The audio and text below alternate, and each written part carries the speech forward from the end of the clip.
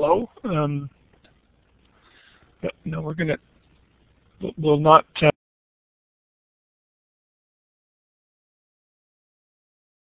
And do a little for. Welcome everybody to this another one of our series of webinars on substance abuse prevention. This particular session is on parent skills trainings programs, and we're very pleased to be welcoming 3 presenters this morning, or this afternoon, or this evening, depending on where you are in the world, who are going to be talking about this type of program. We have Hannah Heikkila from the UN Office on Drugs and Crime. Hannah is a prevention specialist with the youth programs section of that office based in Vienna. Welcome, Hannah. We have Carol Kumpfer, who is based at the University of Utah, but is also the founder and developer of the well-known and well-regarded Strengthening Families program. And we have Leslie White from the Council of Drug Abuse here in Ontario in Canada. Leslie is a partner in this project, actually the lead in this project, which has been funded by Health Canada from the Canadian Drug Strategy. And Leslie their group has adapted a program that's been very successful in many parts of Canada and has been adapted to a northern and Aboriginal context. And this part of the project is trying to facilitate discussions of the better practices that underlie the Council on Drug Abuse program. So welcome to everybody. In terms of the technology, if you are able to, if you want to ask questions or make comments, there's 2 methods of doing that. One is to type a message into the chat box in the lower left-hand corner. Just type your message and press enter on your computer, and it will show up in the box. And I'd encourage you to do that as the presenters go through their remarks, and I will come back and read them out so that people can focus on them together. And I'll be facilitating the reactions to them, so please don't hesitate to make a comment during the presentation, and then we'll come back and go through them one by one. If you do have a headset or a computer with a microphone, you're more than welcome to use the talk button, which is in the upper left-hand corner. If you click on that talk button, a little blue microphone is shown, and that means that you're active. And then simply speak up, and we'll be able to hear your comment directly. So without further ado, I'm going to ask Carol to begin her presentation, and then have Hannah follow immediately, and then Leslie to respond to the two presentations. So welcome everybody, and thank you again to our speakers for being with us today. Carol? Okay, welcome to all of you, and so I get the pleasure of going first. The reason was because I guess my slides also talk about some of the justification and rationale for why family and parenting skills trainings are so terribly important for reducing alcohol and drug use. And then after that, I'll cover strengthening families, what it is, and the different versions of it. And then the last part is going to go over our newest product or development, which is how we're going to get prevention out there more inexpensively and effectively using computer technologies. So the reason for that need is that you see drug use took a dramatic increase in the mid-90s in the United States, and I know it did around the world. And then finally, when I was in Washington, D.C. as the director for alcohol and drug prevention in the Clinton administration, I got funding for family-based programs. We were able to start bringing down drug use, but in the last 5 years it's gone up again pretty dramatically, and part of that reason is because young people, parents are spending less time with their children. So parents are spending an average of only 4.2 hours per week with their kids in the United States. That's down from 6.2. And teens do report that parent disapproval is the primary reason not to use. We always thought, okay, it's teen pressure is the reason to use, but the reason not to use is parent disapproval and also family values. As you'll see in this, this is actually a tested model using structural equations modeling of why kids don't use substances, and all of the pink bubbles are the family factors: family bonding, love and attachment, family supervision, positive family norms and values actually collapsed into a single variable with peer peer pressure and peer values. The others are important, but not quite as much. And interestingly enough, girls, females, were more influenced, a little bit more than boys, by the family factors, which is what contributed to the high increase in the mid-90s in drug use and delinquency. It was mostly because of girls increasing their use. So we do know that alcohol and drug use it's a family disease. And so as a family disease, what is it about that? And it's that there are biological and genetic risks. These are some of the inherited risks that you would find in youth. But recently, this is so exciting, is this new area of epigenetics where they're saying that, we always knew there was a nurture-nature, environment, genetic interaction. And most of the studies had been done with mice that showed that if there was a licking, grooming mother mouse, that knockout mice for obesity and drug use and all that were less likely to use or to manifest a genetic risk. And we've discovered it's kids that have this 5-HTTP-LP.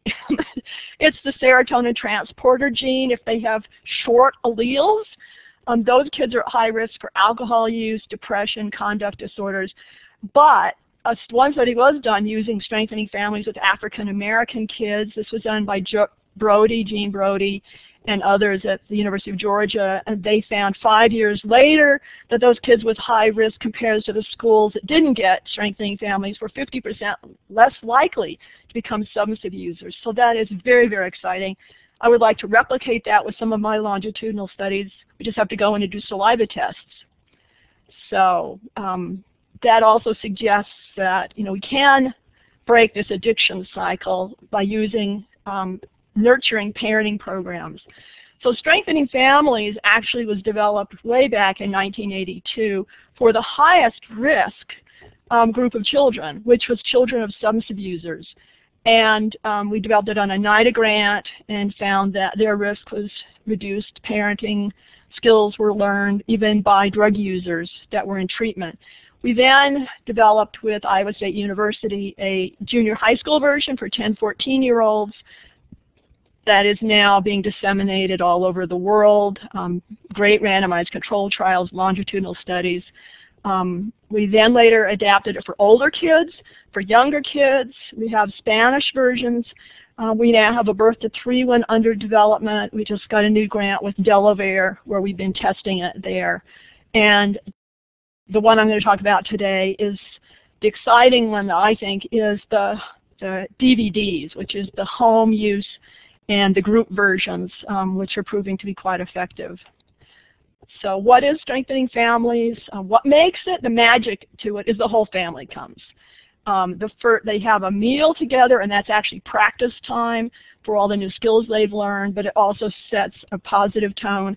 They split then into children's groups or teen groups and youth groups with 2 leaders in each. And then in the second hour, they have their family group where they practice what they've learned together. So we're targeting resilience skills, and here are some of the skills that the parents and the kids learn and practice together. A lot of rangers will say, we just can't get families to attend. Our people are just too busy working. But we have found over, the last 30 years, if you have personal invitations to attend, good meals, a good meal is a big draw and reduces barriers to attending. Transportation help if they need it, babysitting for younger kids, and rewards for attendance and participation. Graduation, certainly a big, fun graduation party, and weekly calls and check-ins from leaders on if they've got their home practice lessons done, if they need some help with that. So we're now calling those like family coaches. We suggest that the 4 group leaders pick after the first session a couple of families that they feel closest to that they can sit with at dinner and call during the week and really encourage them to do a good job. It's an expensive program. As you can see, the total cost is about almost $14,000, and that's why we wanted to find a way to get the cost down to only $4 a family. So this was the original research on strengthening families. and we have done 12 now randomized controlled trials, and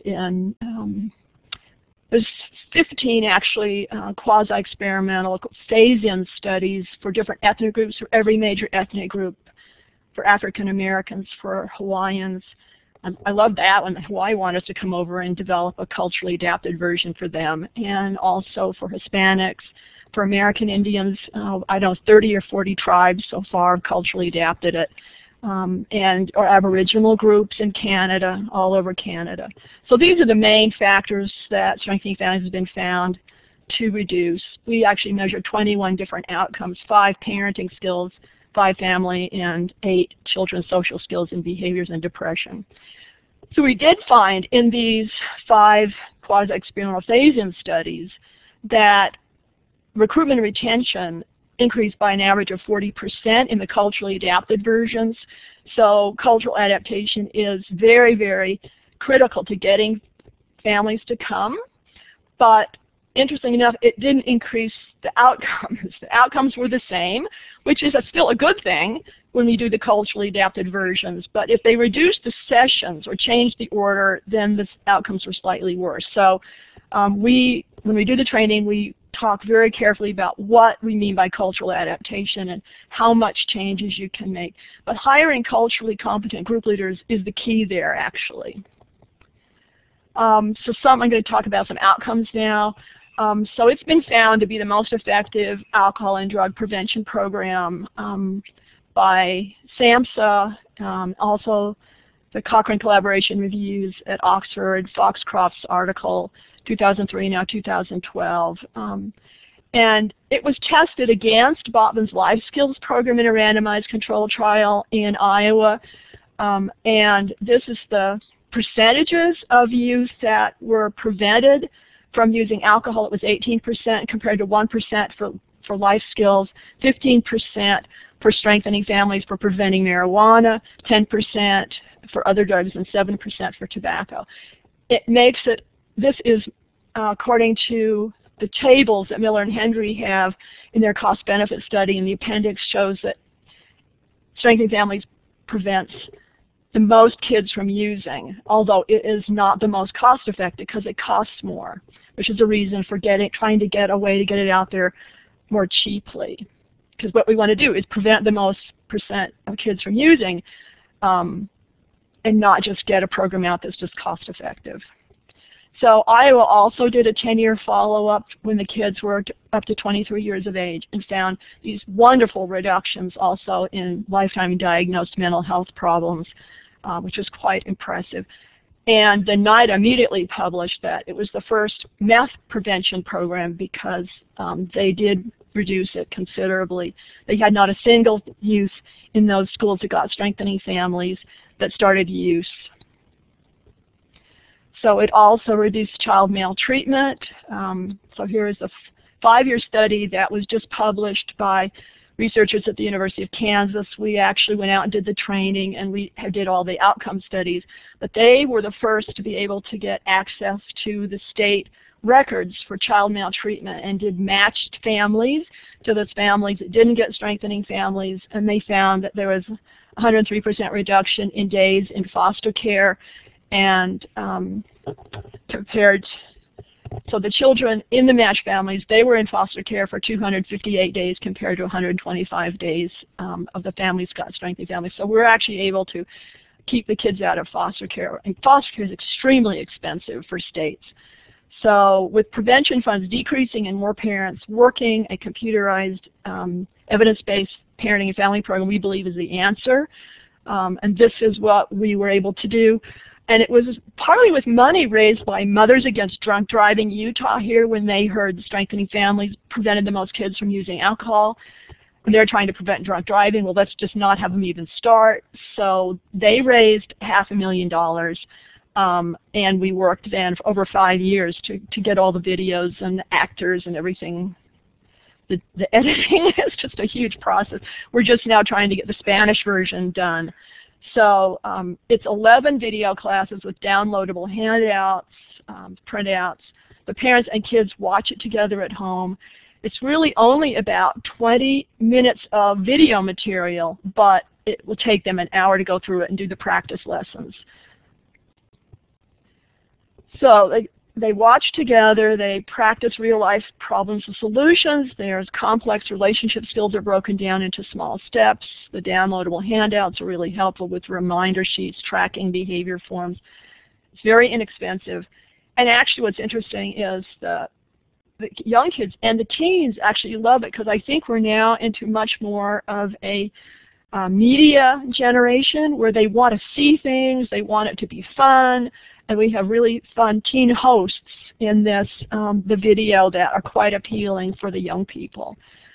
So this is what it targets. It targets those 4 major bubbles in that structural equations model that shows what you need to do to prevent alcohol and drug use, which is bonding, setting boundaries, and monitoring on the kids' behaviors. And I'm going to quickly just go through what are some of the different sessions. Each DVD, 2 double-density DVDs, come with a little guidebook that fits into the DVD case, very high graphic quality.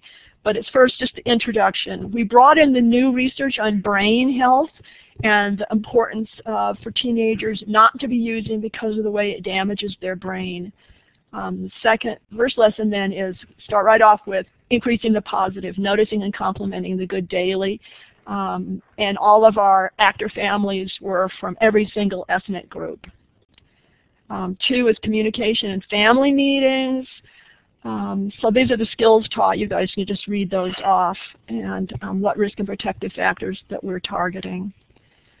Lesson 3 is the 5 R's of successful families: rules, rewards, responsibilities, routines, and rituals. This is a pretty dense lesson, but they're all very, very important factors. 4 is setting limits and consequences. 5 is problem solving, pre-problem solving, win-win negotiations. Stress and anger management is 6. Goals and contracts to change behaviors is 7. 8 is more about the alcohol and drug and how it hijacks the brain's pleasure centers, how it damages the adolescent brain. Choosing good friends and monitoring activities. And values, traditions, and services, because research does show that kids who feel that they can contribute something back to their society are going to be more resilient. So we actually tested it. So we also have developed a group class curriculum, including the DVD clips in it.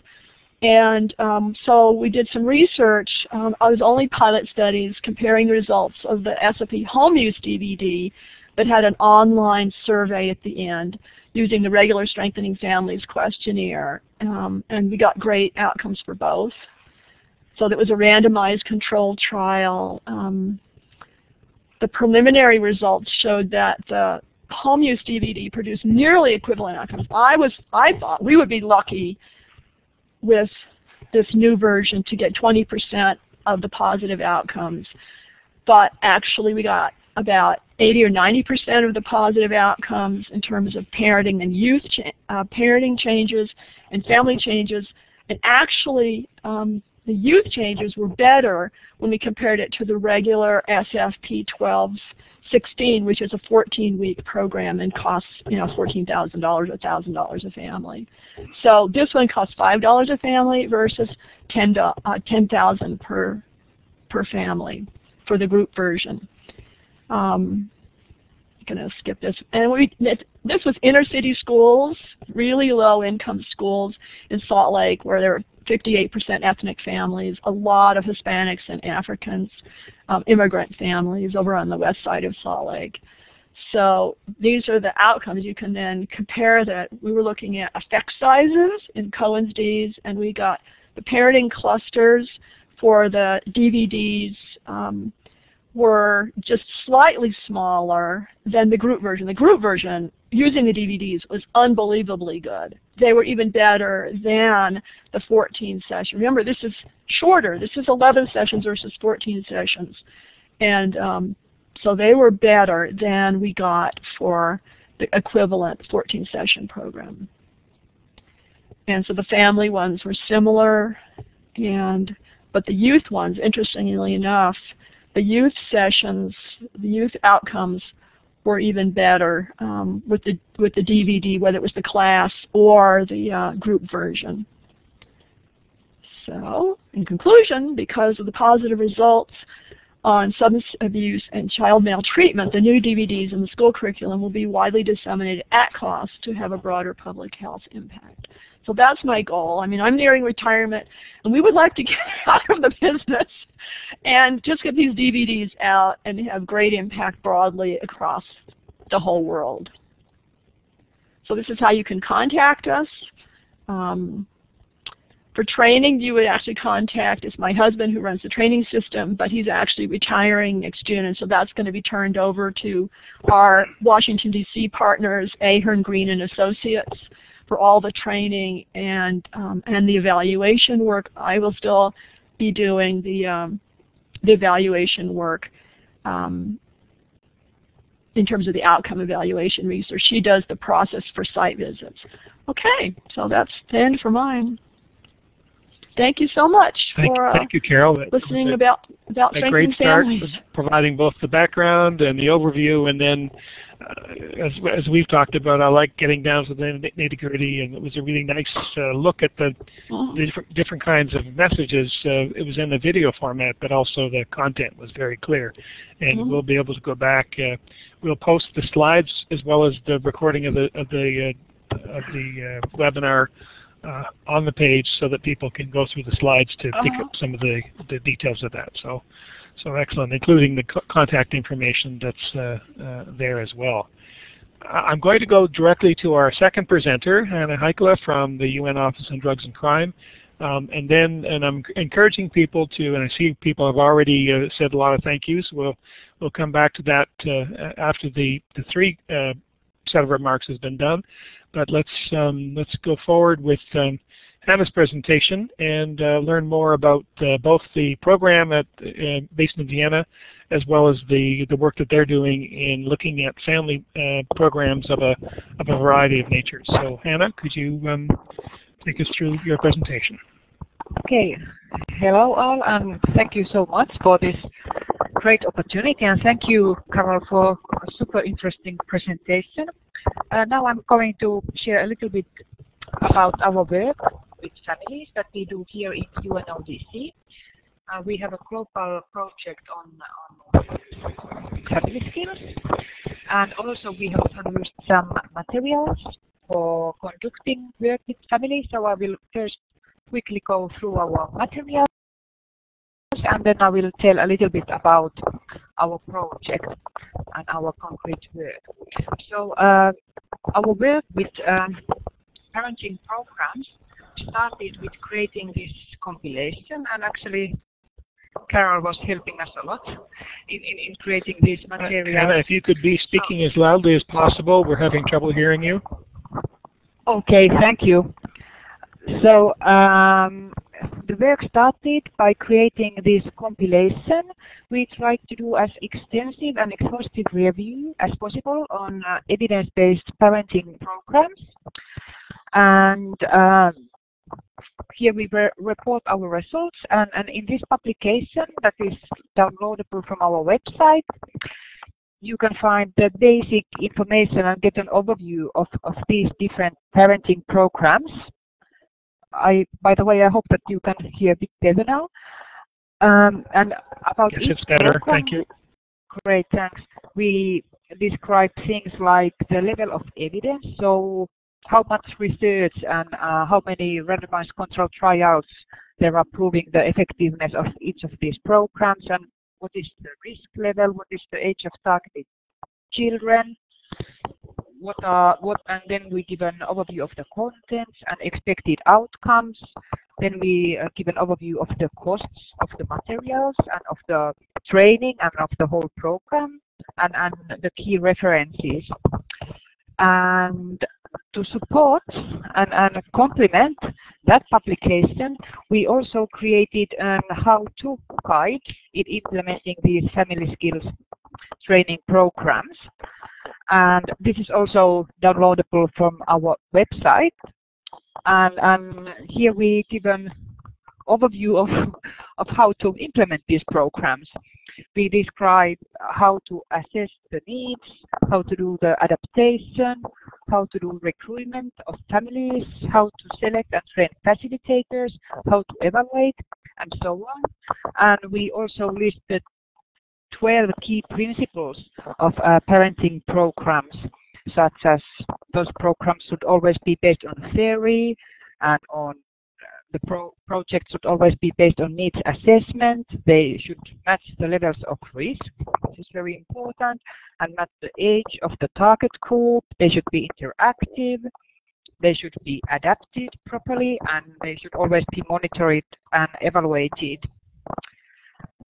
And in that guide, we also define what we mean by family programs, family skills programs, and we mean programs that target both parents and children and families as whole.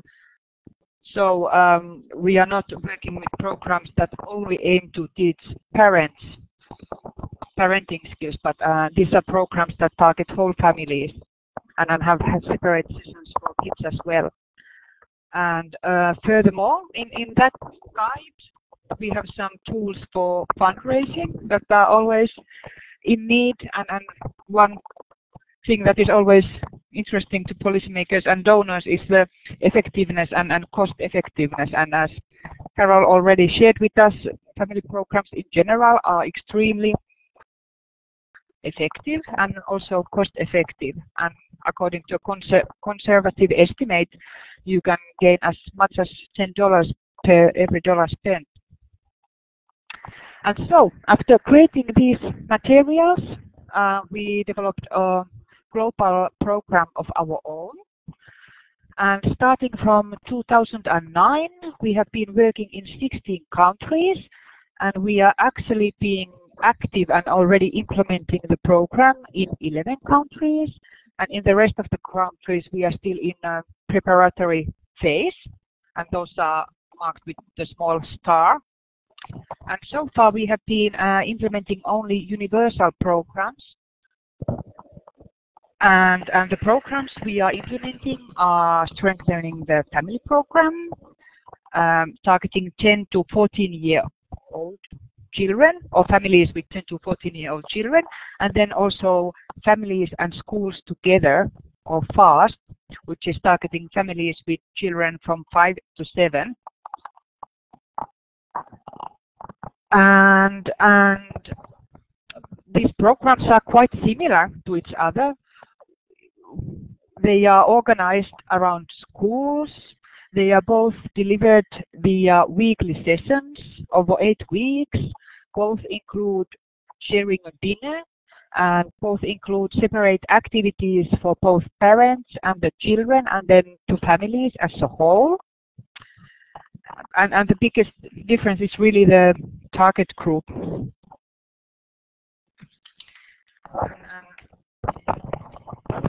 So far, we have been reaching to about 2,000 families, but the number is growing. And how we work? Well, we always work with governments because we are a UN organization, and that is our mandate. So before we enter to a new country, we always seek governmental approval, after which we proceed into identifying a focal point that we will concretely work with, and that can be either governmental organization or NGO or religious organization, depending on the country. And of course, the materials need always to be translated, and we always also adapt the materials and form cultural adaptation team for that will then create suggestions for adapting the materials. And the program authors are always accepting those suggestions for adaptation so that we don't interfere with the actual core contents of the programs. And the way we work is that we first select facilitators and train them, and then we do the first cycle of actual family training. And as Carol already shared you, recruiting the families is always not easy, but by focusing, and especially on the first round when we are just entering into a country and nobody really knows what this program is about there, but sharing a meal and trying to offer transportation or practical help like that helps a lot.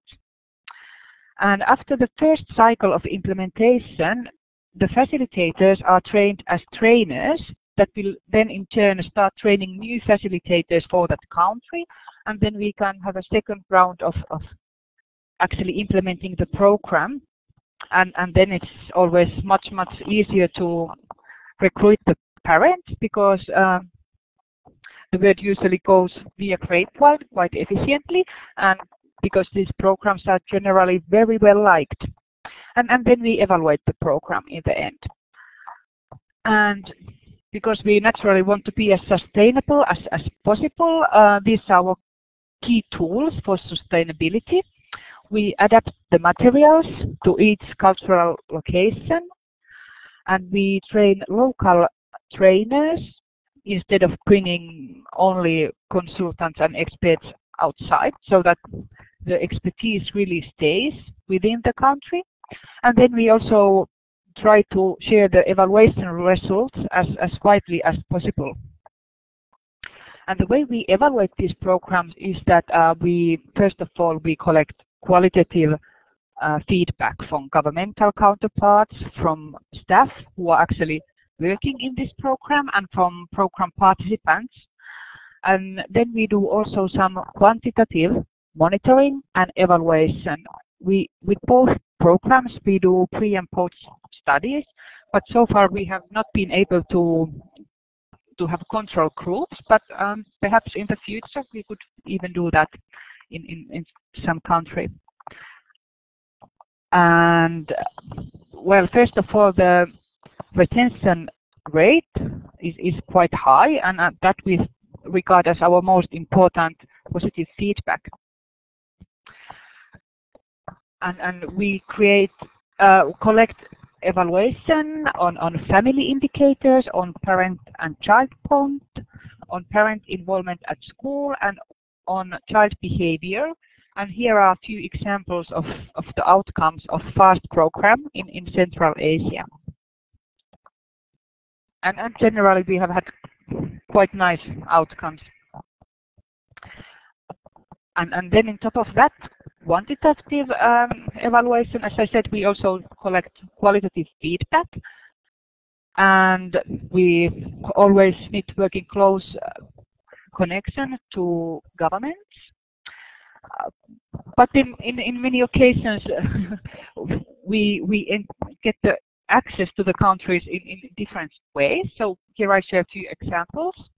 For example, in Panama, although we got kind of good relationships with government, we started the work via NGO, and after time, when the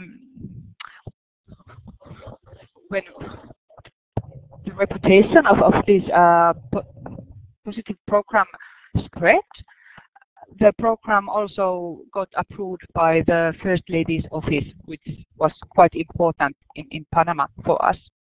And in Serbia, we also started only at municipality level, but after the civil servant from a Ministry of Education had taken part in the program, it slowly got more widely approved, and now it's accepted as part of the mandatory continuing education for the teachers, which is also really great for us. So to say, we have different ways of accessing the countries, and we may start in a more small scale, and in many countries now, right now, we are in the process of scaling up heavily.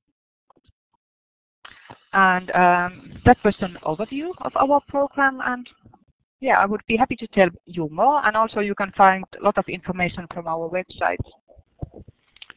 Thank you very much, Hannah, and we'll come back to questions about your presentation. And I know from looking through the collection of programs, it's superb in the quality, and I think you've also pointed to a few lessons about how to get started and how to keep things going in a country or a community context that I'd like to come back to in the discussion. So I'd like to ask Leslie White from the Council on Drug Abuse to start our conversation with some comments and some questions about the issues associated with developing and implementing a parent program. Leslie? Thank you, Doug, and thank you so much, Carol and Hannah. That information was wonderful. I gleaned a lot from it listening to you, and I know that I had identified some problems that we faced in trying to launch a parent component to our in-class education, our education for professional health promotion intermediaries, and our youth advisory council. From our perspective, the number one issue is always money. Funding is always tight. We saw some budgets in these presentations, and we saw work that's been done in fundraising. So there's a lot of good information in these two presentations for that. I don't like to use the language right versus wrong parents or people, but this is an issue. We had great success launching and running a program called Raising Resilient Children. This was a few years ago, and we'd get 200, 300, 400 parents out to hear our speaker, and they were great. They were motivated. They were engaged. We had no way of evaluating or understanding whether or not they applied any of our lessons when they went back home. These were one-hit type programs. And there was always a worry of, did we get the parents that we really need to get? Did we get the parents of the kids that are in high-risk situations? Did we get the parents who really need these lessons, whether because their child has already started to experiment with drugs or not? So didn't know whether we had those people. Our work, which is solely in the prevention of alcohol and other drug use, misuse, and abuse, still carries with it a taboo, especially when you're working in prevention. I mean, most of the youth that we work with are youth who don't use. They haven't yet experimented. They're about to, but parents don't want to go to the, quote, drug presentation. Because then people will think my kid's a druggie. And this is the type of language that we get back. So there's the taboo issue. There's also the issue of parents who use drugs themselves, and there's the issue of the parent attitude towards soft and hard drugs. Soft and hard drugs are not something that is not language that CODA uses, but it is definitely an attitude that's out there. Some of the things that I got from these two presentations that I found very helpful was the lesson of government partnerships other than funding. Was really nice to see that in writing and to see examples of success using government as true partners. The ability to run your program in-home and at your own leisure.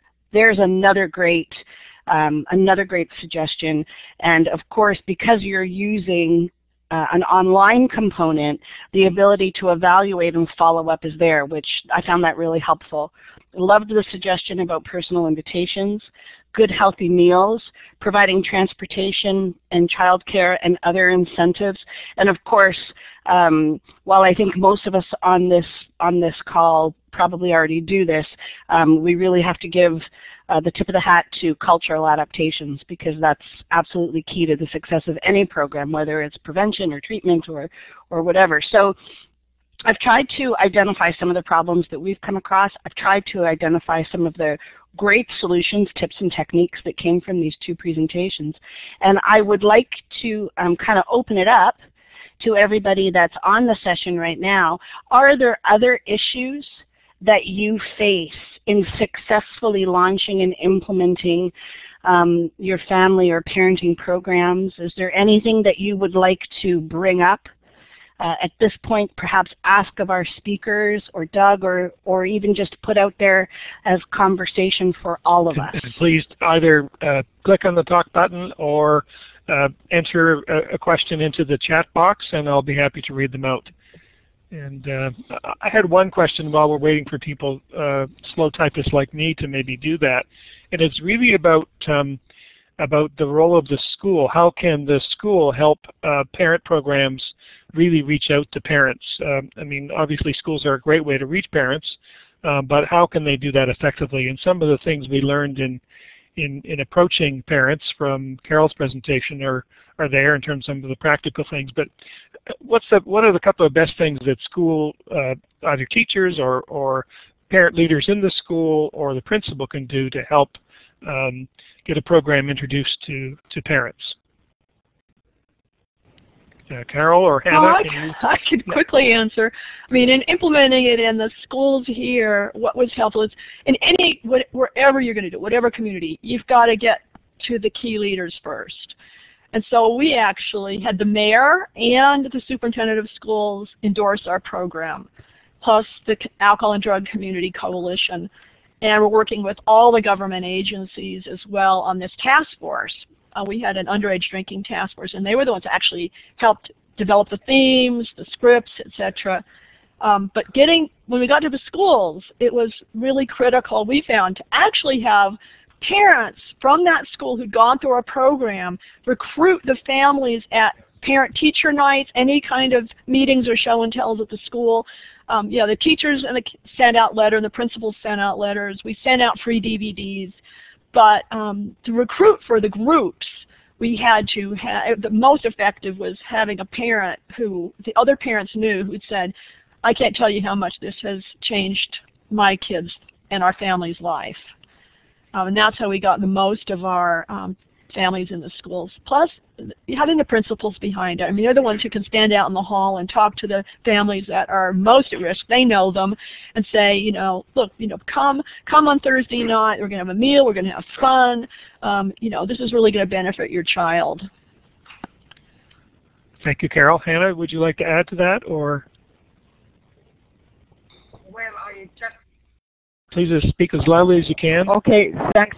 I would just like to second what Carol told, that it's good to be connected to as many directions as possible, and we work in very different kind of communities, and it's not always easy to know when you enter who are the most important focal points. But yeah, in general, schools are great ways to contact many families, and yeah, we play the governmental counterpart card as often as we can, and yeah, that's it.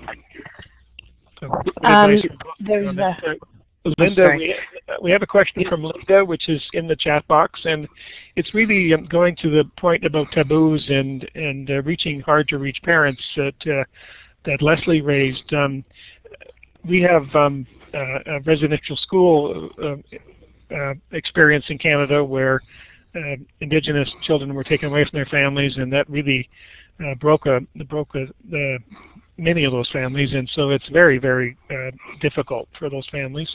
And how can we direct and guide those those parents and families into these kinds of supportive programs?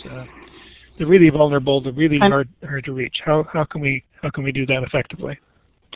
I would look to Carol and Hannah for actual experience with this one in our work. This for me is one of the hardest, most difficult things, and I don't just mean the issue with residential schools, but intergenerational trauma, because the only way to deal with it is to find the generation or the group of the group that are open to new ideas and new information. And so what that tells me is that the solution or the entrance to the path for the solution is very tight, very low, very slow. You have to start with that small group that are willing to listen to you. In our case, it's youth that are in schools. And And so if I talk to 10 of them and 10 of them buy in, by the time they go home and come back, I've only got one who's left buying in, but I just have to keep working with that one. Does anybody out there have a proven technique? I mean, we all know it's about reach and frequency, right? But I don't know what else to say on this issue of intergenerational trauma. I would like to go back to discussing that situation of intergenerational trauma because our family experienced it. My grandmother was put in a boarding school because my dad's Pawnee Indian, and that's one of the reasons I developed the program was, yeah, he became an alcoholic, and that's why I got into this field. And so, but I just kept saying as I was in the field, I don't think it's all peer influence. I don't think it's peer pressure. I think it all goes back to dysfunction in the family. And what happened in those boarding schools was that parenting skills were lost. They started, you know, what they learned from the boarding school staff was punishment. And that's not the traditional Aboriginal or Indian way at all. I mean, it's more guiding through positive role modeling, spending a lot of time with your kids. Luckily, my dad actually didn't lose that, or at least he picked it up again, I don't know. But he spent a lot of time with us, you know, hunting, fishing, doing outdoor activities together. And that's what I wanted to bring back into strengthening families was positive time together, planning fun family activities together, doing lots of good things with your kids. And I think that's one of the best ways to help teach skills through just positive role modeling. Okay. We have a question from Michael from the Center on Substance Abuse here in Canada about how widespread strengthening families is in Canada. I know that it is widespread, but maybe Carol, you could even answer that question better than I. Not quite as widespread as it is in the United States. But I went out and did a sabbatical 7 years ago with the Addictions Research Foundation, which is now CAM, and they actually developed their own Canadian version of strengthening families that they have been disseminating across Canada. But we've also then separately been working mostly with Aboriginal groups in Canada and particularly in British Columbia. We're all over British Columbia and many of the different tribes up there. But recently, we've had inquiries from about 8 different cities across Canada because I believe it's the National Crime Council has just put out grants, and I think they were due today for up to like $1.5 million a year to do strengthening families and other evidence-based family programs. So I was really quite pleased, and we'll see how many of them get funded. We've been trying to help them with their grants. And thank you, Carol, for mentioning that. That's another opportunity for us in Canada to access that. And I will follow up on that, and I'll send that around to the list, the information about the National Crime Prevention Center, to make sure that people are aware of that RFP and the subsequent funding of the programs. And then Families in Schools Together is another widespread program, although it has dipped in recent years, and there's 3 or 4 perhaps that are widespread.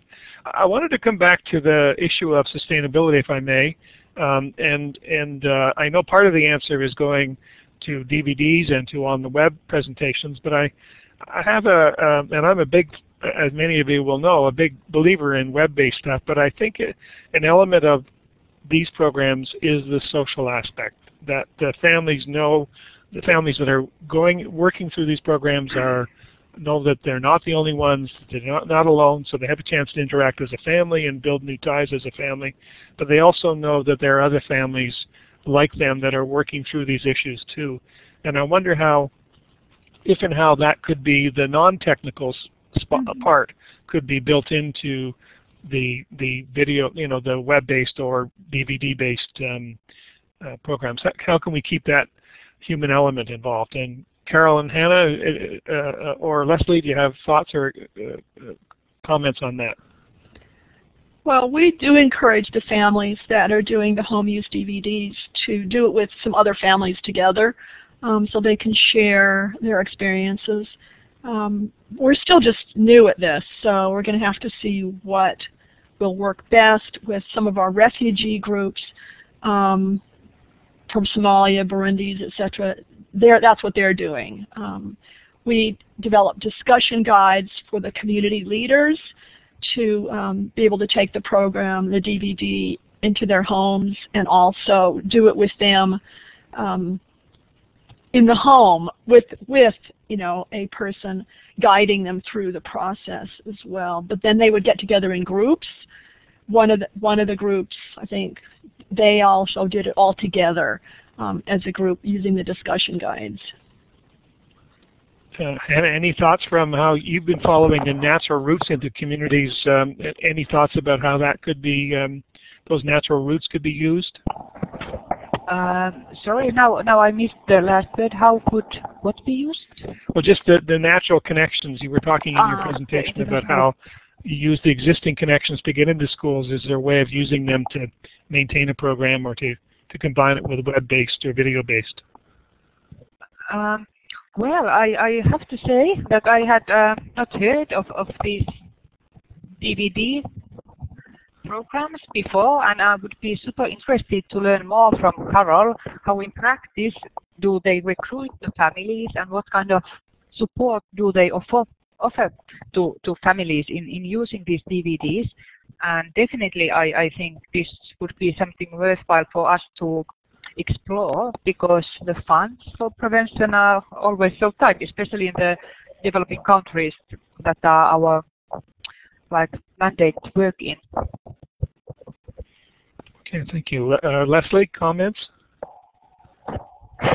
Again, I'm betwixt and between on it. I love the idea of making it accessible, making it available in home. I feel that addresses a bit of the taboo issue, because they can do it in the privacy of their own home and at their own leisure. But in terms of the human contact, the human engagement, I think that's absolutely key. I find I get stumped a little bit on this issue, to be very frank. I find it very difficult. Okay, well, maybe just still looking for any questions or comments in the chat box from others. I'm sort of following up on this, which I've been quite interested in. I'm to use an analogy. There is a very effective program that is used, well, it's in Canada and the US and other parts of the world, called Positive Behavior Support. And it really is a way for school principals primarily to, first of all, track the kids who are experiencing trouble in their lives and in school, and then to try to gradually connect them with supports in the community or in the school. It's an organized way of actively pursuing those children to give them the support they need. And I wondered if there might be something parallel that we might develop for parents, kind of a parent behavior support system that could use the web, use the DVDs, use other systems, but in a little more structure. Principals really like structure and like to have like to follow a process that is organized. And so I wondered if that might be a way of maybe it's already existing, Hannah, in your guide, in your manual. But I wonder if there's ways of doing that we can activate the leadership role of the school principal. Yeah, as I said, we do not yet have any experience on that kind of electronic. Loudly as we can, Hannah, sorry. Okay, thank you. Yeah, so we don't yet have experience on that kind of electronic materials, but what I also find fascinating and related to this is that there seems to be evidence that giving this type of one-shot information sessions or positive parenting to parents are proving also to be effective, so indicating that giving information, right kind of information, might work. But then, as Leslie said, I'm personally also a big believer of social contacts and the importance and of the network that the families create. But I'm sure it would be possible to find some balance in using these materials and then in creating some support networks or structures. And one electronic thing that I'm familiar with, I come from Finland originally, and we have a long tradition of having different types of reality shows focusing on how to improve your lifestyles. And now I heard that they had also developed a reality show around family program in Britain that actually proved to be effective, as people were watching that highly entertaining show and getting information on positive parenting styles. And I think those are important topics to explore. Okay, good. That's right, a way of recruiting people into the more structured programs. That's excellent. Other further comments or questions before we finish up? We're now at the end of our 60 minutes, and further comments from either in the chat box or by clicking on the talk button. One of the things that I could mention is that there has been, there's very little research actually on computerized family skills training programs, but there was one done at the University of Washington by Kevin Haggerty where they got better results with the ethnic families with the home use CD. It was just a CD at that time than they did in the group versions because those families had a harder time getting to the group program, and they also could review the materials more often. And so, of course, what we need more research on this technology. There's only one parenting program that I'm aware of that is actually on the web, but that hasn't been evaluated yet, and that's Parenting Wisely, which is also another good program. But I do think we need to be looking towards this as a wave of the future to reduce the costs and actually make the program much more accessible to many more families who have to work more hours and have less time for getting to groups. Okay, and maybe to use Hannah's comment as a bit of a segue, there's going to be another session in our series of webinars on different kinds of parenting programs. If you look through the linkages, you'll see that in our collection of terms and so on, that there is this has been talking about skills training within families. There's also more parent information, parent education kinds of programs, and of course there's a different kind of thing about mobilizing parents as volunteers to do different kinds of mentoring and activities within schools. As again, that's a form of parent participation that can be very helpful in prevention and promotion. And so we're going to have another session on that kind of those kinds of programs.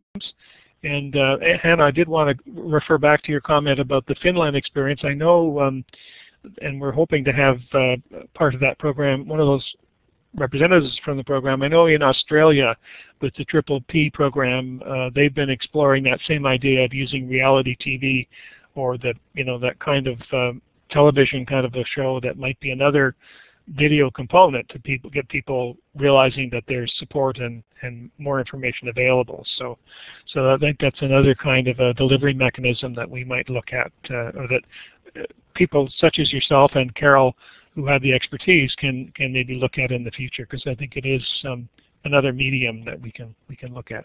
So on your behalf, on behalf of the folks on the line, I see that we are coming to the end, and I'm just looking at Janet's comments, apologizing for having to lead, but she's going to a good reason for leaving. She's off to a peer program at the school this afternoon. So the last little technical thing I'd like you to look at and join me in using is if you look under your name, you'll see a little smiley face, and if you scroll over that, you're going to see a little button for applauding.